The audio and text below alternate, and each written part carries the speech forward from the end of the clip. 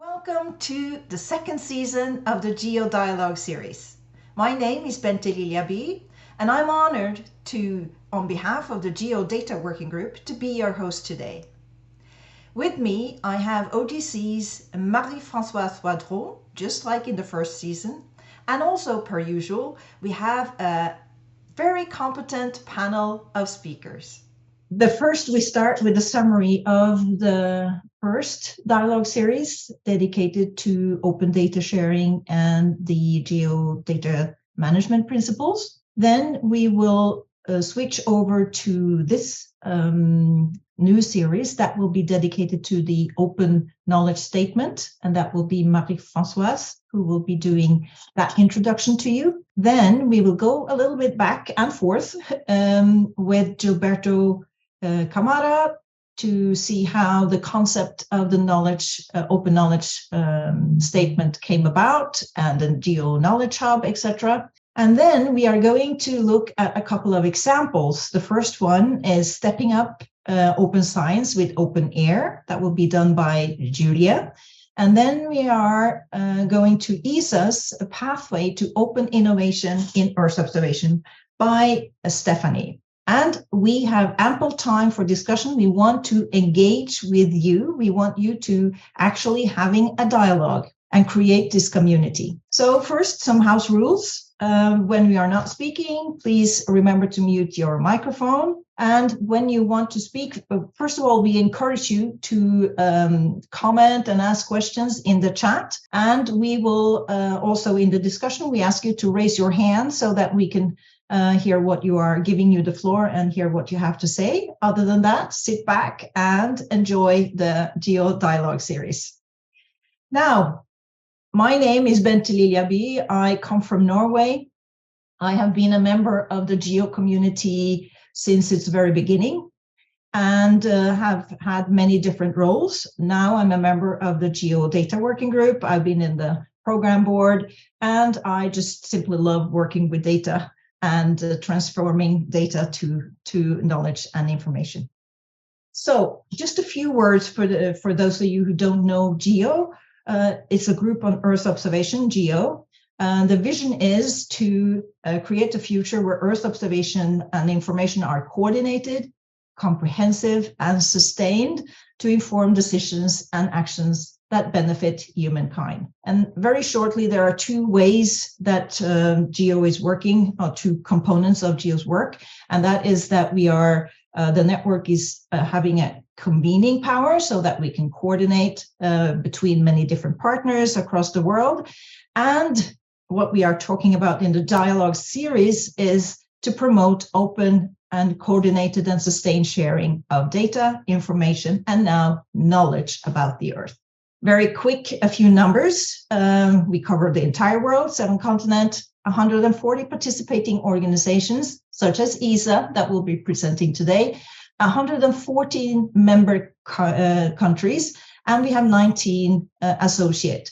We are all addressing high global policies, such as the Sendai Framework, Paris Agreement, and the Sustainable Development Goals, and more.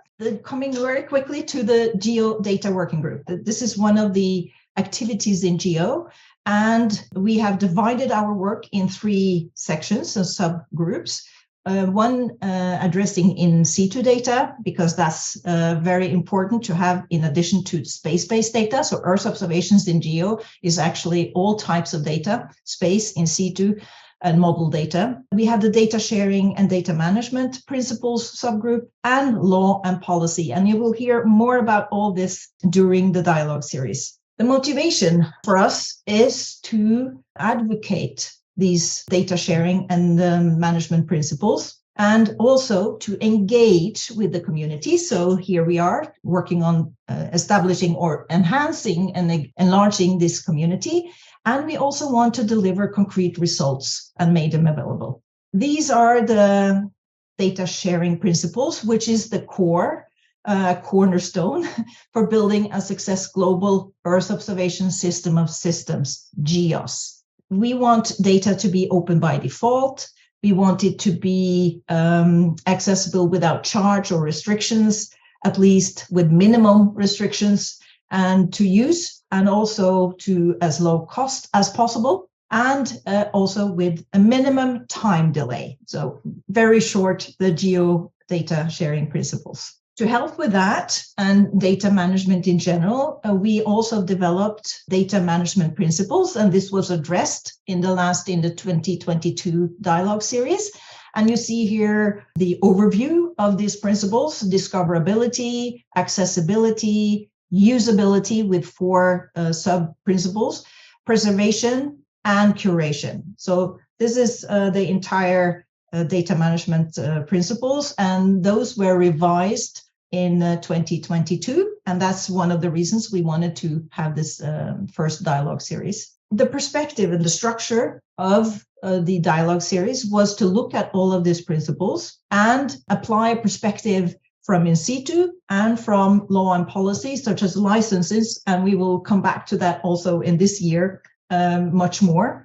And we also wanted to engage and use the GEO work program activities to illustrate good examples, success stories, and also challenges that needs to be overcome.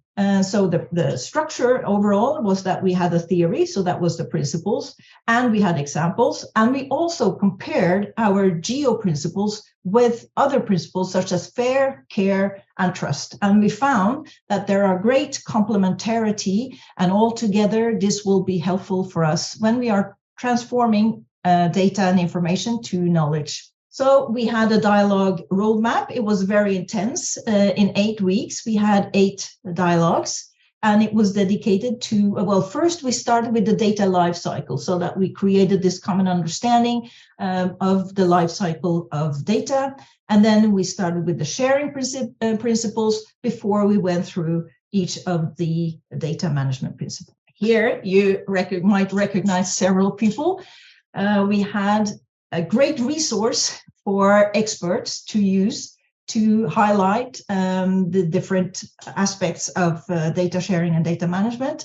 And in fact, we had 33 different speakers representing the 4 regions of GEO.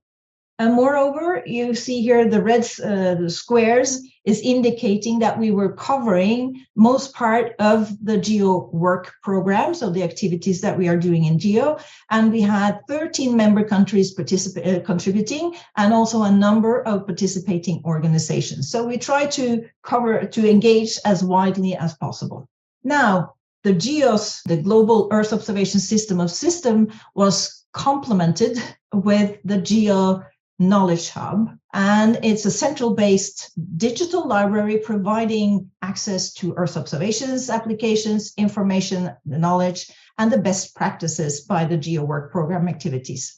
And it is now a major component of the GEO infrastructure, and we will learn much more about that also in the coming dialogues. So the overall outcomes was that we advocated a lot the data sharing and data management principles. We engaged with the community, and we expanded the GEO community. I mean, expanded it by inviting also people that were not so involved in GEO. And we recorded, so we delivered material. There's a lot of capacity development material that we have now made available through the GEO Knowledge Hub. And so everybody can find it there. We also actually got access to a data management principle self-assessment tool, so the community can follow up using these principles. Now, we are coming to this year and the second season of the dialogue series. And here is a very rough overview of the roadmap this year. We have the similar structure, dialogue, each dialogue have a theory and example component of it, but this will be covered much more in depth by Marie-Françoise, but make note when you get the slides of the data, of the dates, so that you can save it on your calendar. And if you have questions, please do contact us. We want to engage with you. We want to have a dialogue. We want to have examples, a suggestion, etc. So here are some coordinates for you. And now we are coming to the next speaker. and transferring over to this season's dialogue series dedicated to the open knowledge statement. And Marie-Françoise Voidrot will do that for us. She is an innovation manager director in OGC. She has been involved in GEO for many years already and has a very long experience from operational services from the Météo France, 30 years. So Marie-Françoise, I think I give the floor to you now, and we are eager to hear about the open knowledge statement. So Bent has presented the dialogue series we have done last year. And last year, the backbone was about the data sharing and management principles. And this year, we wanted to have such a strong backbone. And in fact, the GEO Data Working Group want to upscale. We were pushing and advocating these data management and data sharing principles. And now we want to upscale GEO to help implement the open knowledge statement that was endorsed by GEO 2 years ago. In fact, in 2019, under the influence and vision of Gilberto Camara, the GEO Secretariat initiated a statement on open science as part of the strategy for a result-oriented GEOs and the GEO Knowledge Hub. And then they have developed with a drafting team that was led by Marcus Konkol from ITC Open Science Officer. And this team was involving people from the Capacity Development Working Group, but also other people in the GEO community. And this was due to the importance of open science to capacity building, because you will see that, of course, open science is very connected to capacity building, and this is also into the knowledge statement. And this is very important, particularly in developing countries, because GEO is global. After revisions and iterations, the statement was revised, including the title, and it became the GEO Open Knowledge Statement. Why? Because while inclusive of open science, open knowledge is also considered to be more closely aligned with the GEO missions and vision, which aim to support decision-making and not only or primarily science.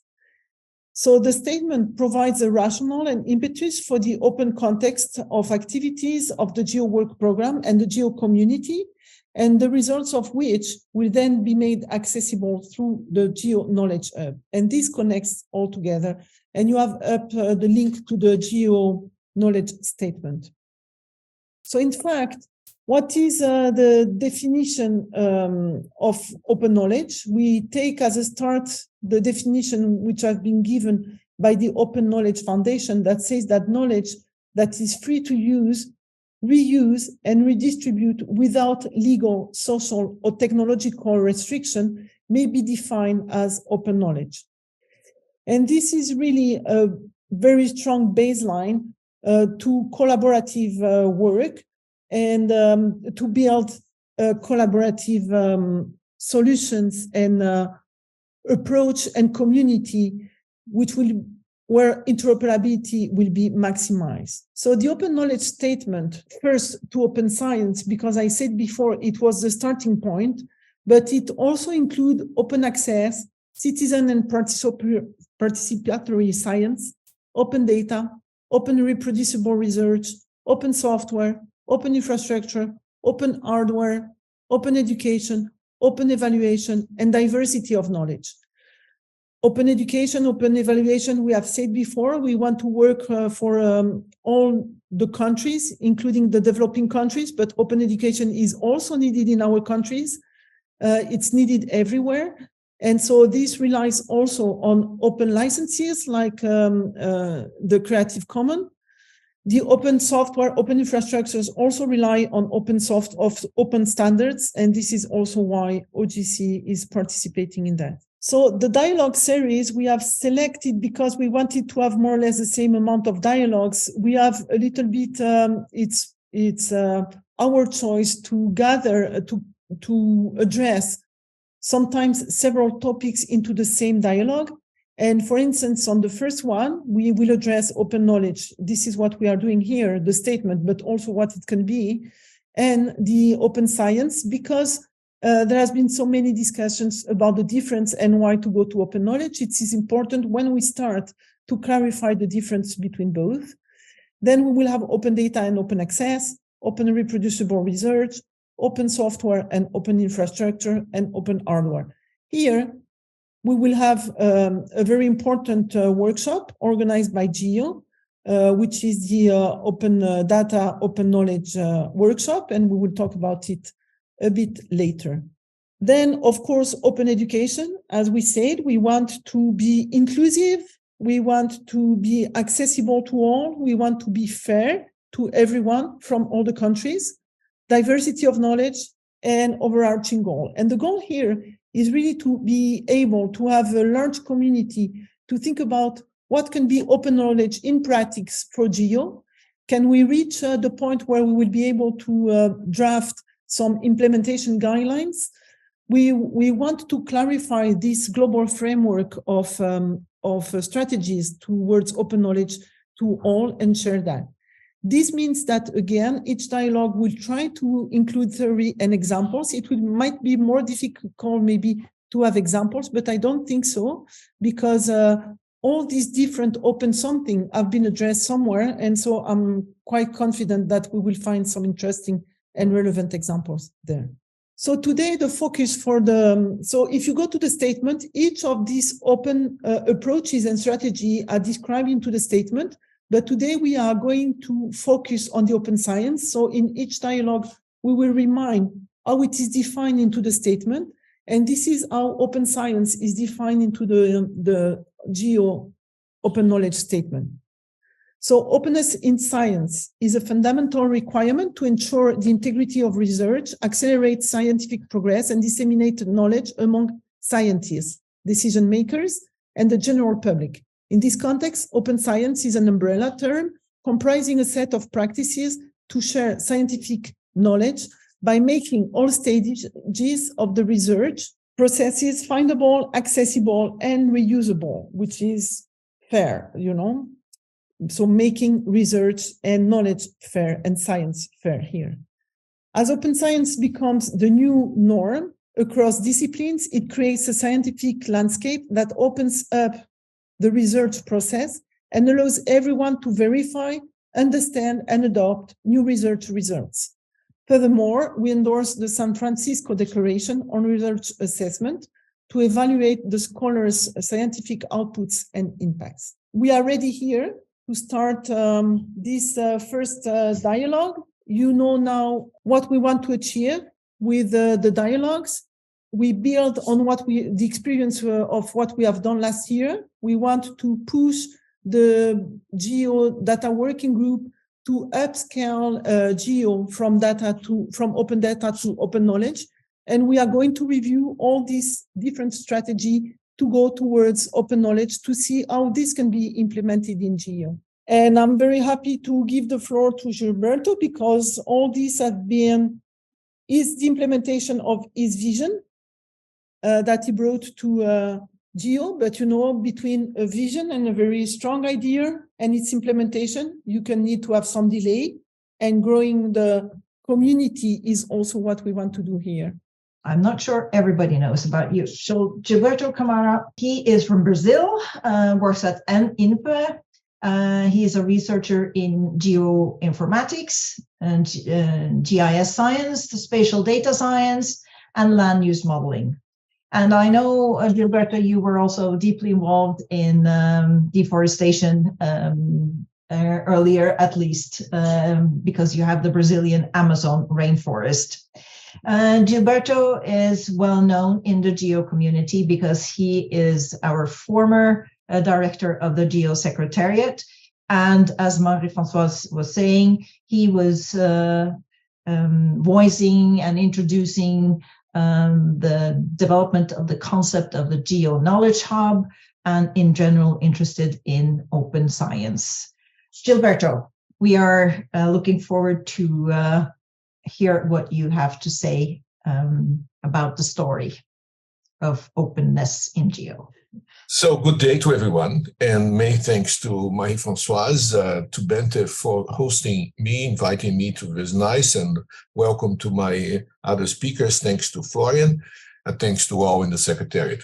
So I think Marie-Françoise and Bente have framed the issue very well, and I'm going to give you a more general motivation about why is this question of open knowledge crucial for Earth observation to make a strong contribution to the challenges we face in this world, which is changing too fast.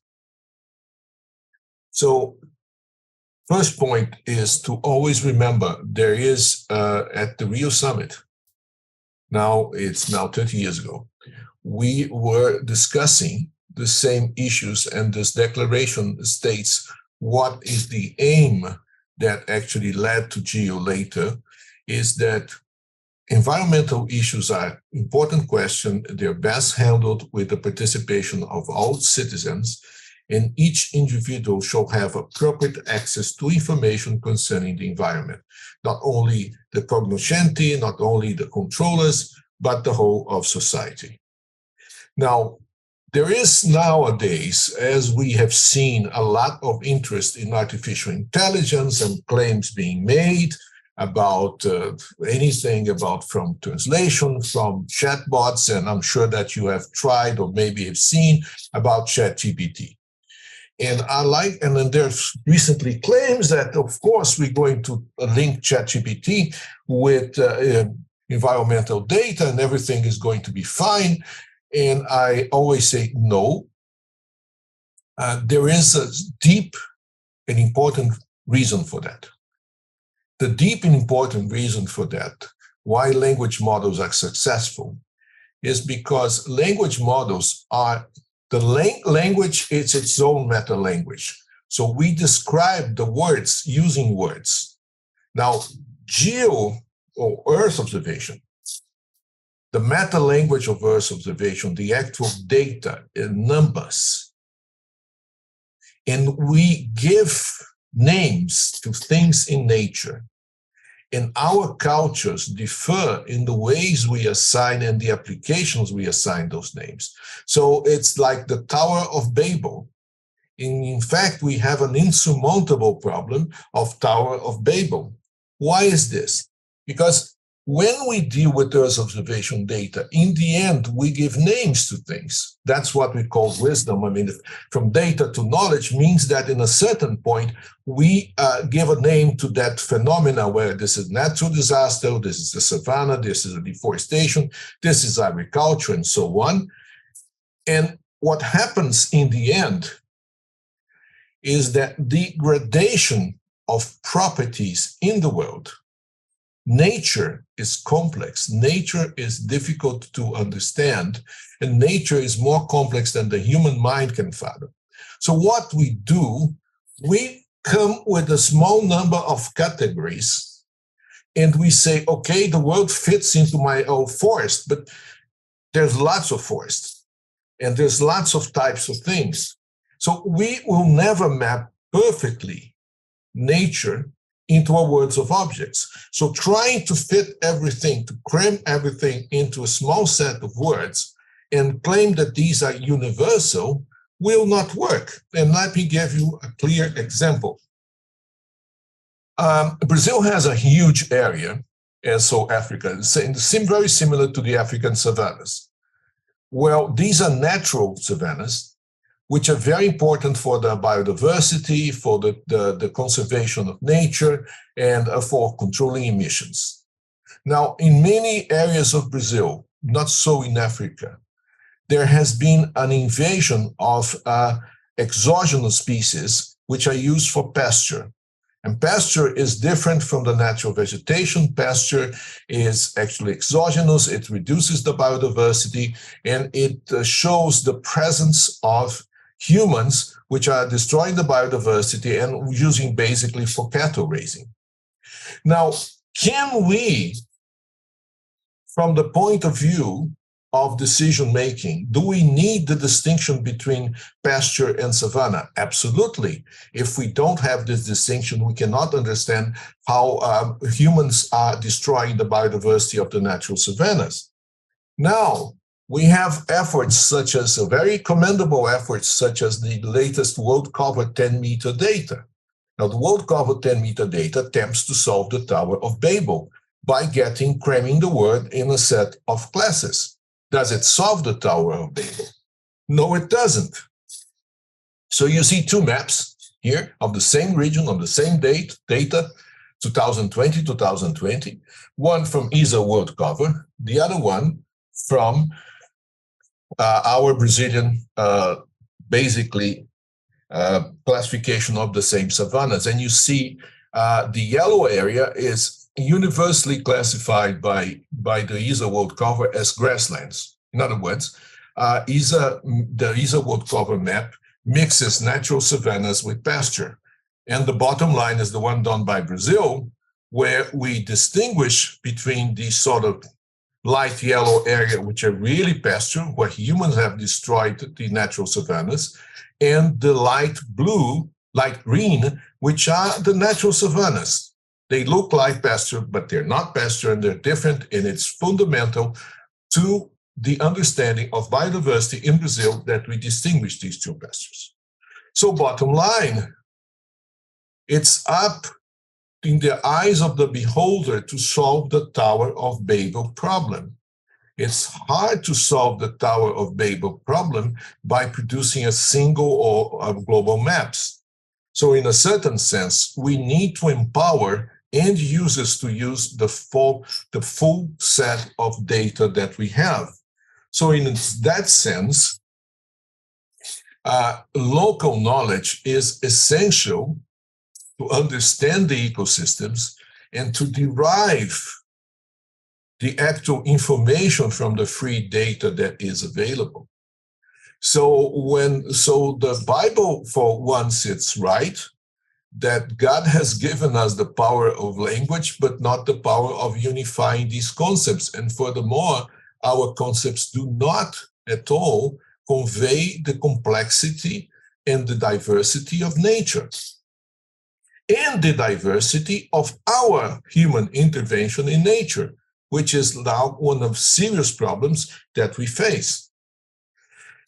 So why then this open knowledge? Why then this open science? Because we know that it's only by making available the full parts of an application that we are able to really make clear what the work is. And the idea of Knowledge Hub and the Open Knowledge Workshop was clearly that, say, without complete sharing of things, without being able to reproduce, replicate, and reuse, it's more, even in this case, it's more even reuse than replicate that is needed, we will not be able to capture the local knowledge in methods that have been proven successful elsewhere. Sometimes the algorithms are nice, but the data which feeds them is not. And therefore, the point of the whole effort of open knowledge and open science in GEO is that the data is free, or at least a lot of data is free. Many people make their algorithms available, but without linking them, and furthermore, without empowering local experts, the experts who understand the field, who have got their boots dirty, who have been bitten by mosquitoes, who have been, really survived snakes. These are the ones who will tell you what is the significance of the data for the work. And it's only this way that Earth observation data will be truly meaningful to the global population. And that's the whole basis for our quest for open knowledge in Earth observation data. Thank you. Thank you very much, Gilberto. That was a very enlightening and tangible way of explaining why open knowledge is actually necessary and not only open data, as when you look at it, is actually just numbers.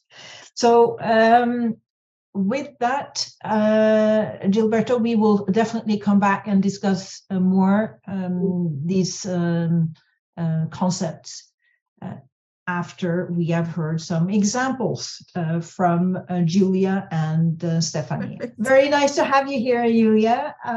You have been, or you are working currently on outreach and engagement for Open Air, and we will learn much more about Open Air shortly. But you have a very varied background, from including neuropharmacology and startup activities, etc.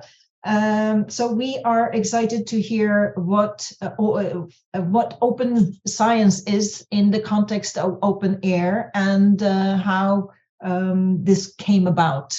So thank you, Julia. I give you the floor. Thank you. Thanks for inviting me. It's a real pleasure to be with you today. Okay, so stepping up open science with Open Air, I will give you a little short introduction on open science.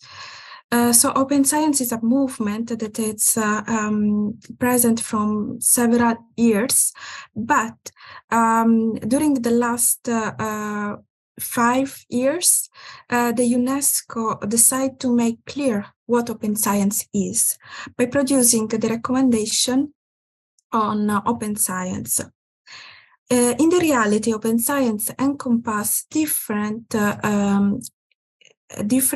part of the research environment. So most of the people confused open science with open access to journals, but this is not just it. The open science encompasses also other kind of part of the research that are including the infrastructures, so anything that has to support the research activities, either digitally or physical infrastructure that can be universities, laboratories. In fact, we have also open labs that are part of the open science activities, and other kind of physical infrastructures that can be even sharing a microscope or some kind of instruments with everyone. Open science means also open the knowledge to others, which it can be partially translated as open the educational resources, but also open the notebook. So all the research project that is made in a digital way in order to increase the reputation of the scientific environment or the scientific projects. But also helping the citizen to understand what the researchers are doing, and the fact that the research shouldn't be closed in the lab or in the university, but should be on the benefits of the society to create an impact and to support, as it was said by Gilberto before, the all challenge that are also in the Sustainable Development Goals activities or whatever is in support of the policy. And this was clear when the COVID came, and how open science became an important resource to openly share the data and the information about the new vaccine, the innovation, and the other activities that became fundamental in a critical moment, but they are useful for all the diversity of the research system and the worldwide system. How open science in Europe became such important, and where Open Air, so my organization, is in this context based and interacting. So let's say that the European Commission was one of the pioneers in making the open science happen, like the new norm of performing research. And then it was already global, but it was not like a driving mission. While for the European Commission, it became fundamental. And it starts slowly with the framework program that were the main funding system for the European Commission to fund research in Europe. So it started in the FP7, so the Framework Program 7, as piloting open access publication. So by also supporting institutional repositories and preprint to be built and established in Europe. Then during the Horizon 2020, which was the following framework program, the open access publication became kept as important, but also we had the first concept of sharing the data as a pilot. So the institutional repository that at the beginning were depositing just publication became also depository for data sources. That could be data sets, but also other type of data. In the Horizon 2020, the open access was the request for all the research data. With thematic preprint, open access journals, national data repository. And then what happened? That the European Commission found out that, of course, to make open science practical for all the researchers, we need some kind of infrastructures that are either infrastructure for publishing platform like the Open Research Europe, which is now 3 years old, and EOSC, which started in 2018. EOSC is the European Open Science Cloud, and it's a service of service. It means that it's a federated infrastructures which is encompassing different repositories, but also data sources and services that are produced by the universities in support of making the open science activities. So now we are in the last framework program, which is Horizon Europe, in which the open science is the modus operandi. In this context, OpenAIR started as a project at the beginning from the FP7 projects, supporting with infrastructures for open science till becoming a legal entity in 2018. A few facts and truths. Open science is here to stay, and this was proved by the COVID-19. Now, after what happened with an emergency case, we cannot really get rid of what does it mean to face global challenge by doing research. Open science is multifaceted. It means that it's not just one practice, but it's encompassing different kind of practices.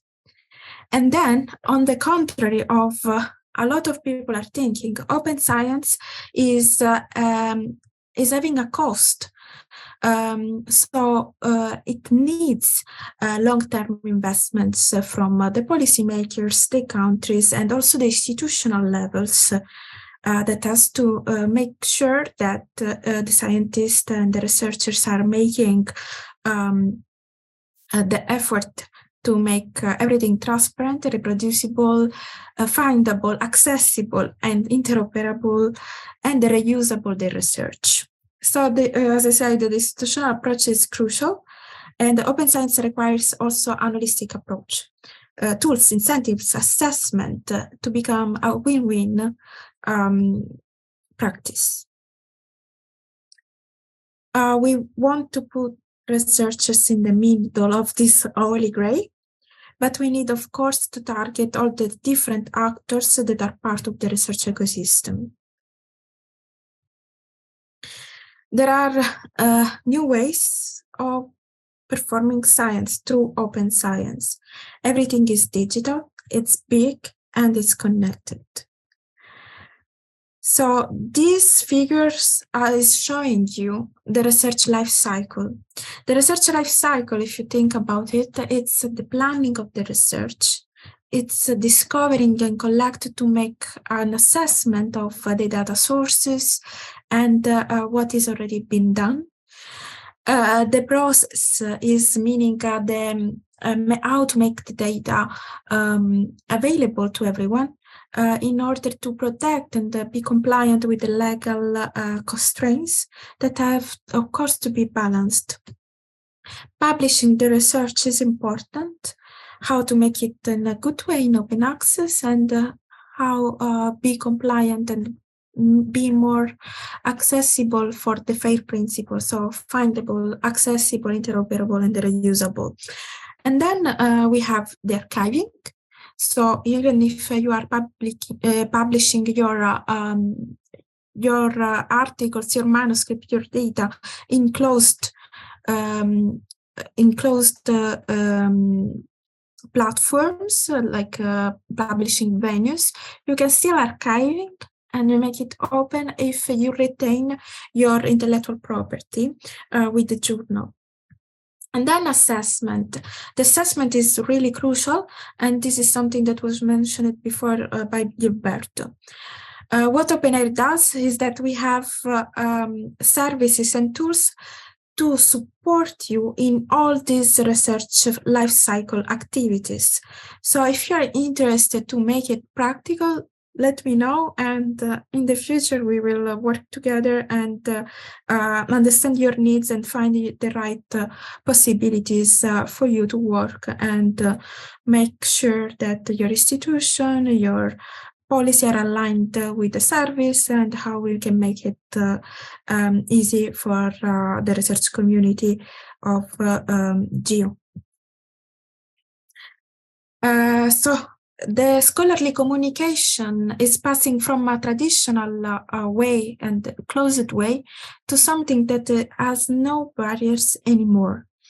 We need the dissemination of knowledge. We need to be discoverable and to make access and discover ourselves for the benefits of the other researchers, other scientific communities, but also more widely the society, the policymaker, and make data-based, data-evidenced policies. We need to make the research accessible with no obstacle. What does this mean? At the state, we have the importance to support diversity, equity, and inclusion, also by following the CARE principle that were mentioned before by Marie-Françoise.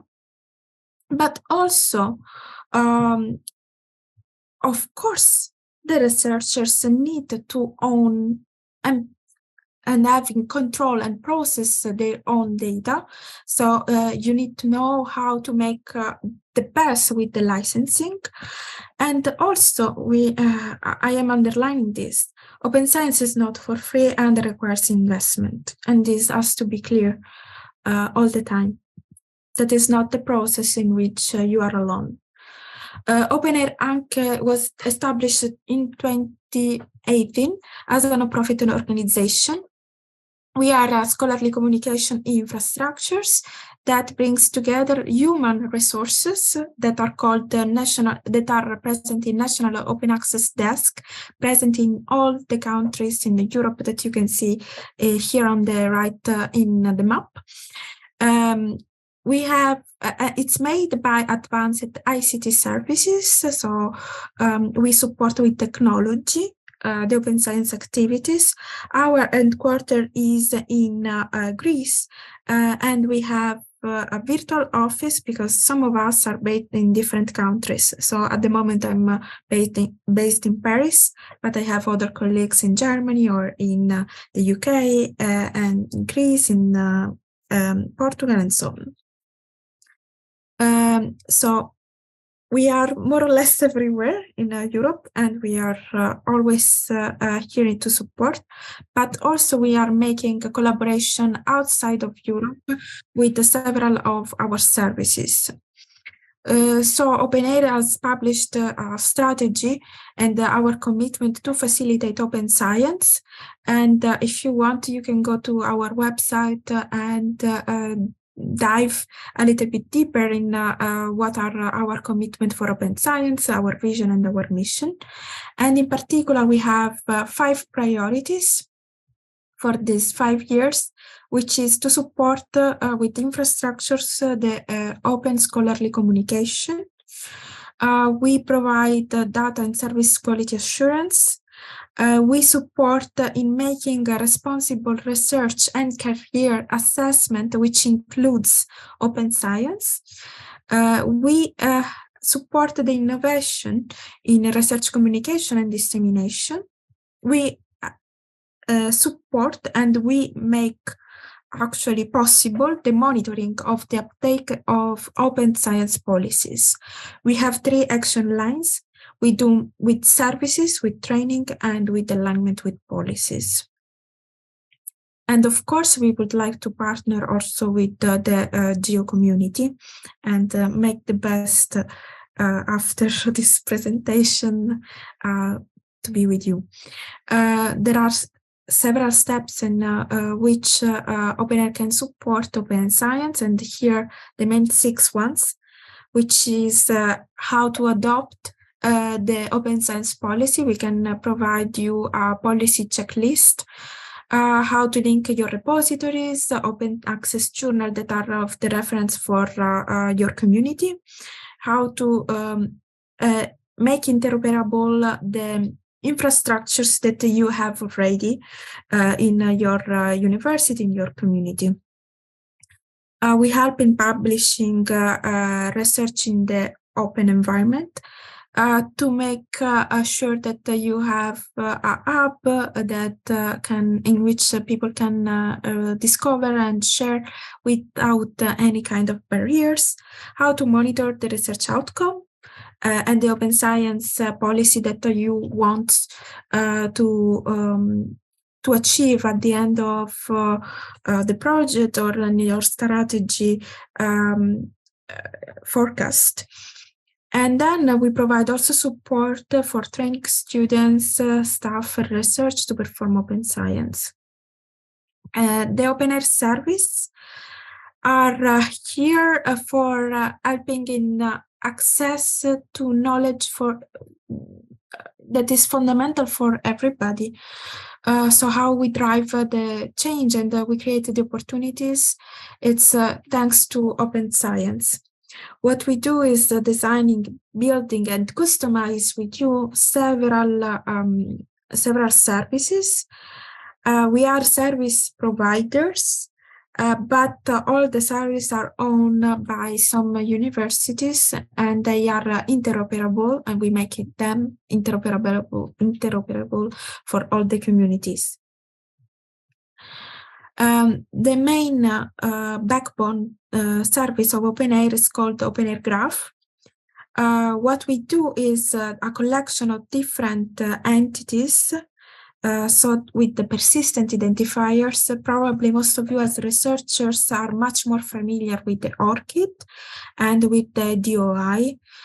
What we do is collecting several kinds of information, like that are coming from funded projects, like acronyms.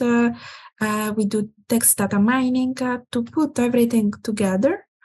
Make a metadata description, which is the description of the data sets or the data, the publication, the software that you would like to share, and make the relationship within all of them. We do the deduplication, the enrichment, the cleaning of this metadata, and then we show in search portal, like let's say instead of having a Google Scholar, you may have a specific GEO community search portal, and we do this with Connect. And then you can monitor what are the open science activities in your community thanks to the monitor services.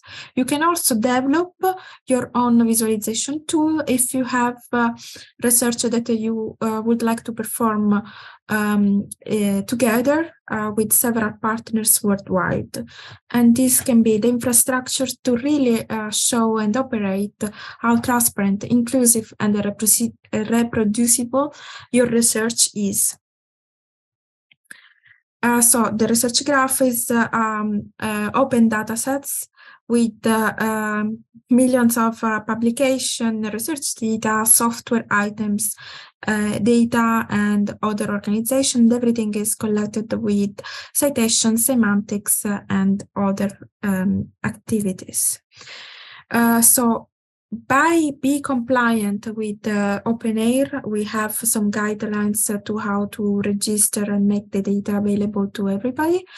We make it visible in the European Open Science Cloud, so the main infrastructures in Europe, but also we can create the portal for your community that can be worldwide and that can be extended. So not only Europe, but can be also Japan, Asia in general, Africa, North America, South America, everybody.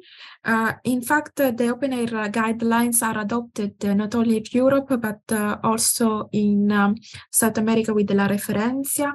In Canada, we have big stakeholders in which we are partnering. And of course, if we want to do something more thematic and specific for the GEO community, we can do it. So we also support in the publication, in the managing, and also discovering and monitoring and assessing. So in this last tool, you can see also some kind of statistics that can be helpful if you want to be supported by the policies that you are making and check what is the process during some kind of timeline, and show with data what you are doing. With this, I would finish my presentation, and thank you for listening to me. Thank you very much, Giulia. I think you just gave us a very good start to show that the theory and the idea is one thing. Another thing is to actually implement it. And you showed quite substantial work that has gone on for a number of years, even before you reach this level. Another observation I want to share with you is that you are indeed a global, which fits very well with the GEO community. You are not looking at one region only, you are looking to cooperate globally. And another observation that I'm happy to see is that you are concerned with diversity, equality, and inclusiveness, as we have in GEO a subgroup working specifically to address that. So I think we are very much aligned, and you have implemented it in the context of open science, and so thank you very much. We just to add also this to the dialogue series, what we are doing now with this dialogue series is to develop co-creating and co-developing the implementation of the open knowledge statement for GEO. And it's a community effort, and you have given us an example, and I hope that we will be able to benefit from more expertise from your community there in the following dialogues. I'd like to introduce the last but not least speaker, and that is Stephanie Lumnitz from the European Space Agency. She's interested in the intersect of high performance data analytics, artificial intelligence, and open innovation advocacy, and especially applying to digital twins and managing the urban green transition. And she is also involved in software or programming, Python. I think it was that you were a Python community that you were involved with that I notified Stephanie. So we are excited to hear about the perspective from the European Space Agency. The floor is yours. Thank you for the invitation to speak here today as well, and for the introduction. Today, I would like to present on a bit on ESA's pathways to openness, and in particular to open innovation in Earth observation, what we have worked on over the last couple of years. So continuing here also with another definition as before, what is open innovation? So coined through Henry Chesborough at the University of California, open innovation is the use of purposive inflows and outflows of knowledge, for example, in and out of an organization like ESA, to accelerate internal innovation, as well as respectively to expand markets externally for use of innovation.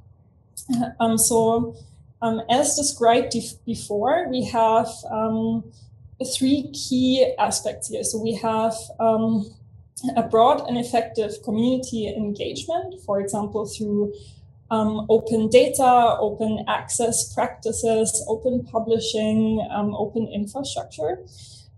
We then have innovation and development, really bringing and bridging open science discoveries into real-world applications, for example, through open source software development. What was presented before, really going all the way from data and code, or from publishing to data and code that is published.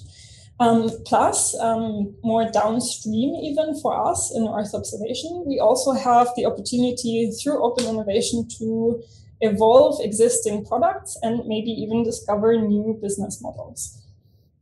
So following up with a bit more theory here, open innovation as a perspective, at ESA, we believe that facilitating advanced research and services in Earth observation and beyond can be done through enabling open digital ecosystems based on these principles of openness, inclusiveness, as discussed before, and innovation. So we have two aspects. We have the innovation process and we have the enabling technologies. As an example, I give you the Biomass 7th Earth Explorer mission. So at ESA, in production, we have, for example, a team of collaborators internally and externally that are defining our level 2 biomass processing algorithms. So in particular for the level 2 product of above ground forest biomass.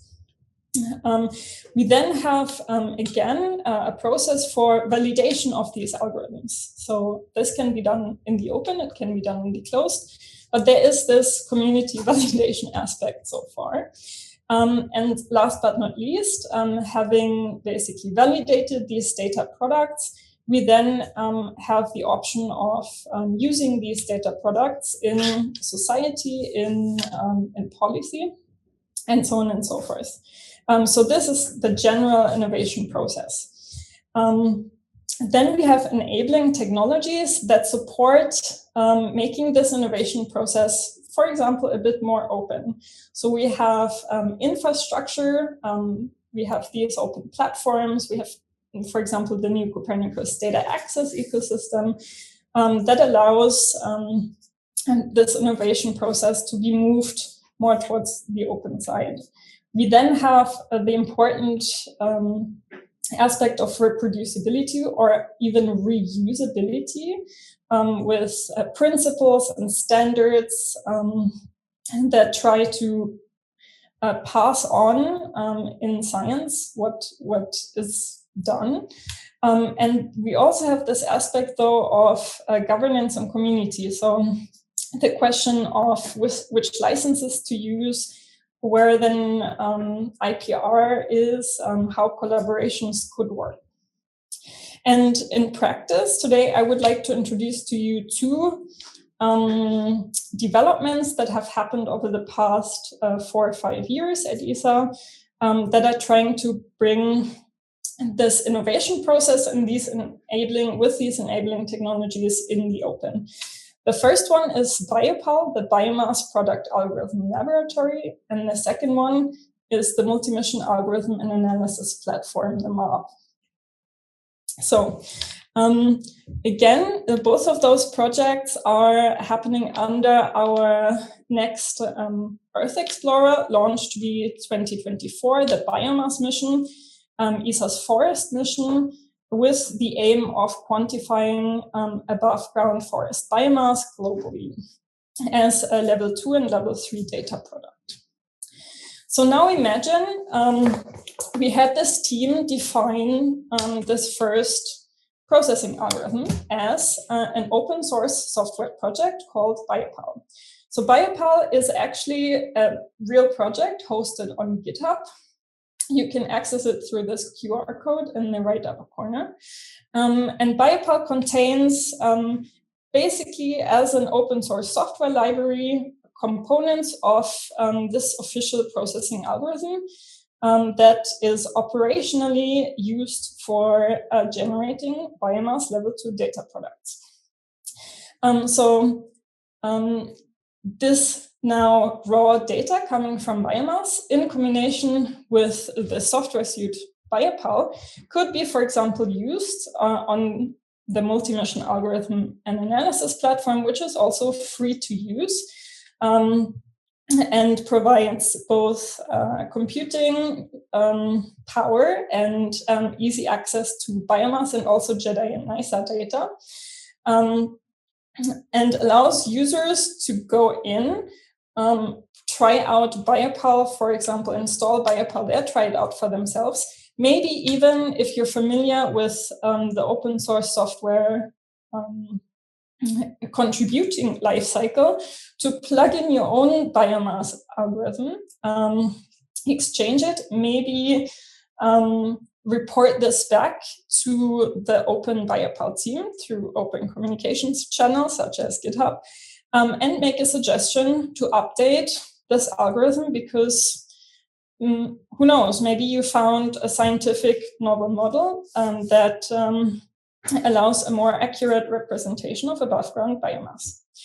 And then this updating cycle of these products, or maybe even having the option of having different, let's say, products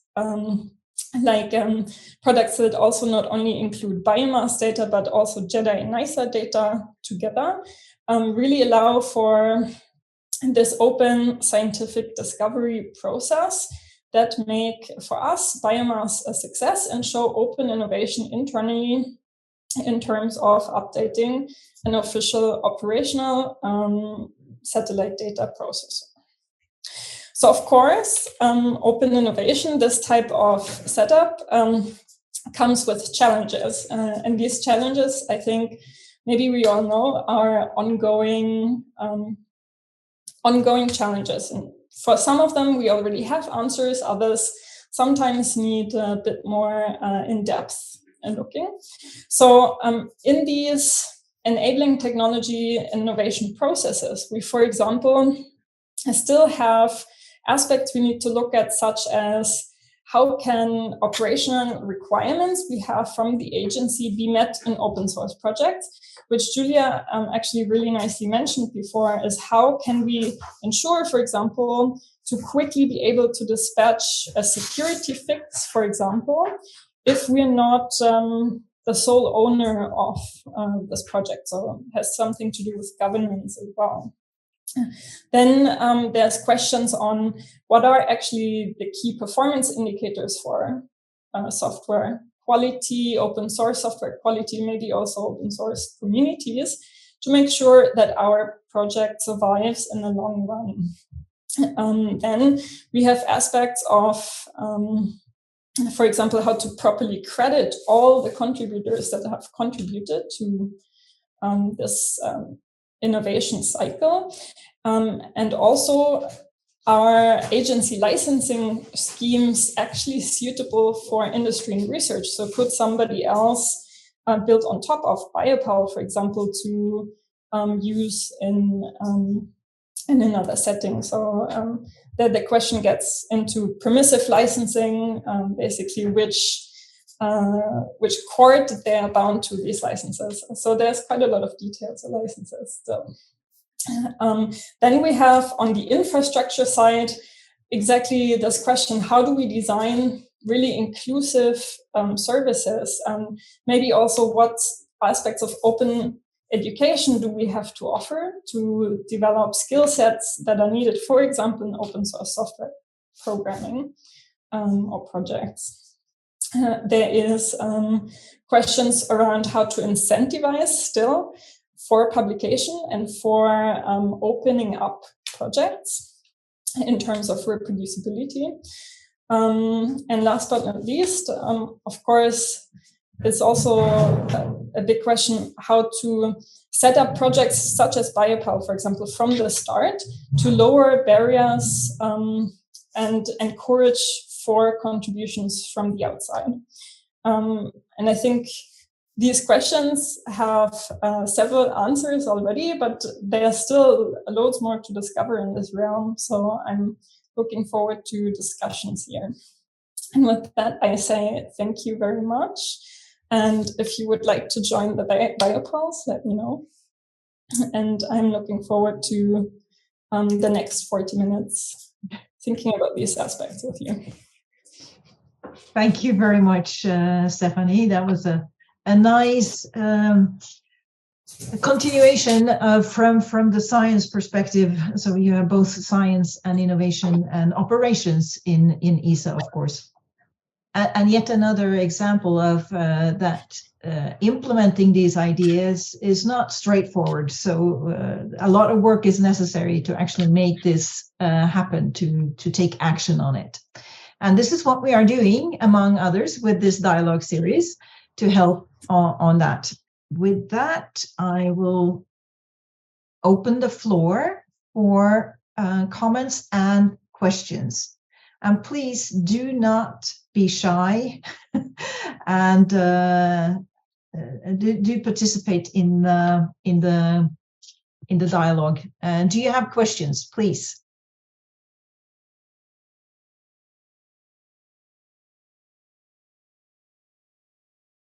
In general, there is two main flavors of open source license. One is called permissive, and the other one is called copyleft. So permissive licenses, such as MIT, ESD licenses, they allow you also as a business to, for example, use software published under this license in a closed, non-open source software stack. Whereas copyleft licenses are very aggressive. Copyleft licenses require you to open every development that happens on top of this of originally licensed copyleft code to also publish your code under copyleft. So publish in the open, which of course, sometimes if you want to build a business model on top, this is not the most ideal license to choose. Sometimes maybe if you want everything to be completely in the open, maybe this is the right license to choose. Open science is a mindset. Also, because in the way that I see it, it's first of all, you have to embrace the vision and understand and make it as your own mission to make it.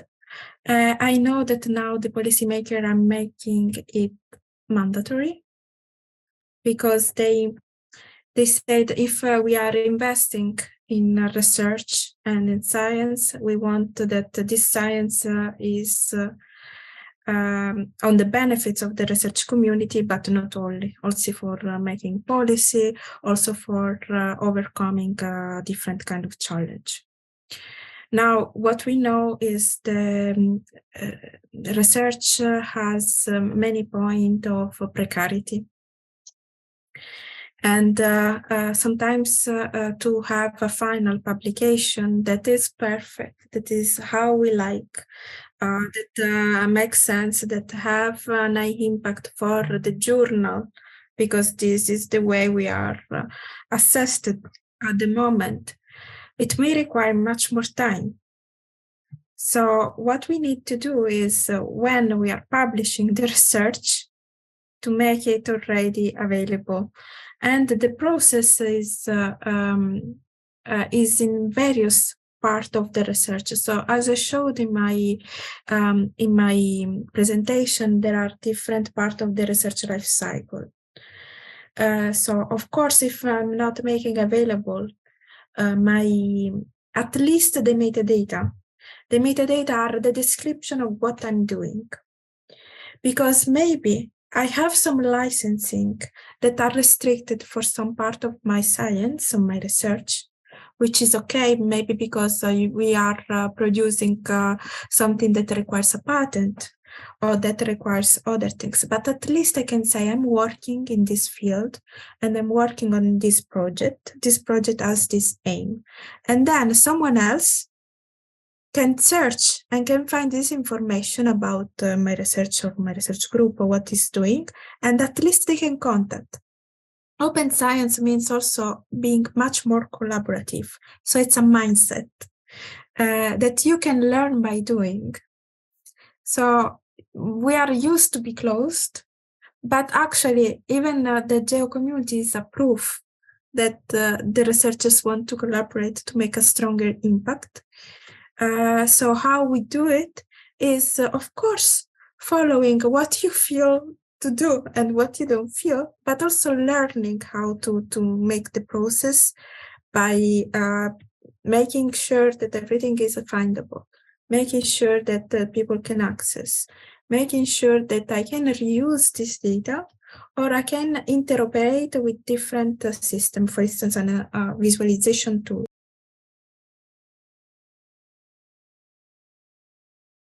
Yes, we have this tool that I put here in the chat. It's called Amnesia.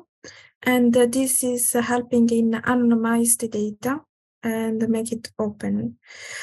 So this is one of the tools that at least for the anonymization issue, so to extract just the data without recognizing or going back to the person who has shared the data, it's possible to do. Of course, it requires much more processing if we have qualitative data, and this requires more time. But there are also some kind of research that we know that you shouldn't share, like for instance, military data, or it depends of the constraints that you have. But how to overcome this kind of issue? First, using a tool for anonymize and still make the best of the data that you have. Second possibility is make open just the metadata, so the description of what you are doing by registering a study and just describe what you have done and protected the data sets. And this is something that we can also help with also one-to-one meeting, speaking with other experts and trying to find solutions that are tailor-made for your specific research. Thank you, Giulia. Gilberto. Apologies. First, good to see you, Bob. Long time no see. So I think there are two issues here, Bob. The first one is, what is the actual percentage of what we're talking about in nurse observation that would fall upon such kinds of things that need anonymizing? And my argument, by looking at very actively at the ability of people to share, is very little. Currently, what is happening is that we want two examples. IGARS 2019, I was a keynote speaker, and I took the trouble of looking at the 1,300 papers that were published one by one, and to find out how many of these papers actually shared partially or totally their method and the data. And the great number is 31. So I'm sure that the 1,000, whatever, 200 and something, had most 95% of those had nothing to do with anonymity, but with practice of non-sharing. And I'm a careful looker at the literature in the area, and I can find very little people who actually share what they do. A recent study published in the Journal of Clinical Epidemiology, so it's a different area, said that 93% of those that published, that's a condition for publishing and for being funded by the European Commission, is that you have to have a data availability statement. 93% of those in their data availability statement say data is available on request, did not respond or responded negatively to requests for the data. So I think we are in a stage where you can issue a data availability statement, say, by reasons of confidentiality, so and so and so, the data is available in certain conditions. That's fine. But that is 2% to 3% of what we do with Earth observation data. The rest, 95%, is basically not sharing the data because they're trying and they're getting away with it. And because the Commission is not following them, because the funders are not following them, because the editors are not getting to them. And this is really what's happening. And this mindset, until the funders get back to the guys and say, oh, you're not getting the next round of funding, these people will continue in their predatory practices. Interesting, because I think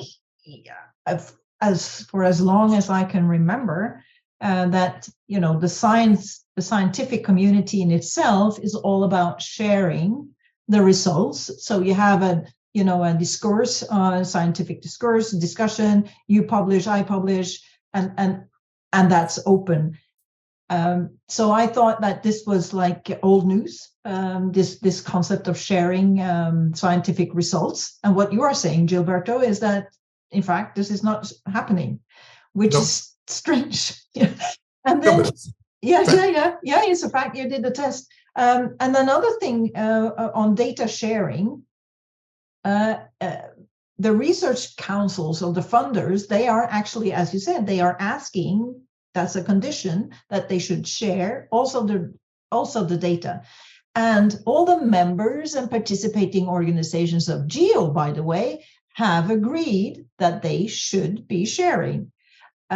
So I think the conclusion is that to highlight these issues, as we do here in the dialogue series, is highly relevant still. I mean, it's necessary to do it still. Yes. So it's a sad and a good story here, I guess. So we just have to continue to work on it. Yes, Bob, you. Yeah, well, this is good, Gilberto. Yes. We're having a real dialogue because, I don't disagree. You can probably find data where science broadly, 90% doesn't get to the edges. But, to me, the interesting areas are, for example, we've been working with the air quality group, where the whole point to be helpful in applications is you need to understand the public health impact of poor air quality, which means working with epidemiologists and others who work with individual data. So in that subset, you can't make the individual data fully open, but you have to abide by the public health science community's rules and ways of approaching it, and add, the additional issue of things like high resolution remote sensing. So, I don't dispute that there's still a lot to do with the core arena of getting data more open and people following through. But I do think that at the kind of interdisciplinary areas that GEO works in, we have to be conscious of these, different approaches in science, let alone applications, having to be merged in a way that everybody's comfortable with. and do the best to make things as open as possible. So, I don't think we exactly disagree, but it depends on what area you're working in, I think. Yeah, there are different stories to be told. I think it's not like one unified view here.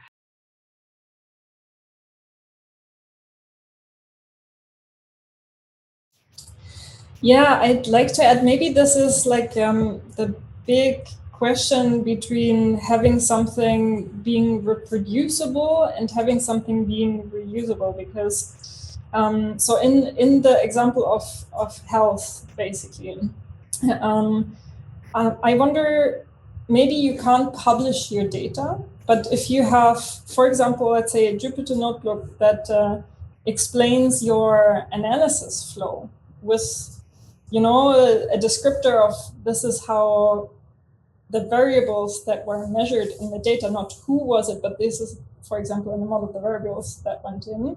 And you know that statistically, this type of data is collected the same way, let's say, across the globe somewhere else. You can still publish your analysis potentially without making the data available, but then that means it makes it reusable for others to use. So I think there's maybe like, I feel like a question, because yes, you need to be able to reproduce something for this, aspect of scientific rigor and knowing that things were done right. But then maybe to have like a practical implication, you don't have to make it reproducible, but you just have to make it reusable in a way. But then that gets very complicated when you're starting to talk about machine learning and AI models, for example. But I fully agree, there is definitely limitations to what can be made open. But I think there is a lot of scope still to make more open than is currently being done. Yeah, thank you, Stephanie. I made a note of something that we can address later also, reproducibility versus reusability. I think this is an interesting divide. Julia? Yes, I would like to quickly comment to this. So what OpenAIRE did with the OpenAIRE graph that I showed is also to help the researcher to make a contextualization of what is doing during a project. For instance, if I'm search for a specific project in the OpenAIRE Explorer, which is our portal that shows the data coming from the OpenAIRE graph, we can search a project, and in this project we have the data, the software, whatever is done in the context of the project. And this is based just on the metadata link. So for instance, if me as an author, I will link my project in my ORCID or in the portal of funders that is connected with OpenAIRE or with the repository that is connected to OpenAIRE, I will have all this information in one page. This helps to understand what actually is done in the context of a project and what I can use or reuse also based on the licensing that is marked in each part of my project. If I have a registration of my research project somewhere, and it's also available to everyone, we can create a text mining who is showing what is connected. So actually the AI and the machine learning helps here and can be helpful for the community.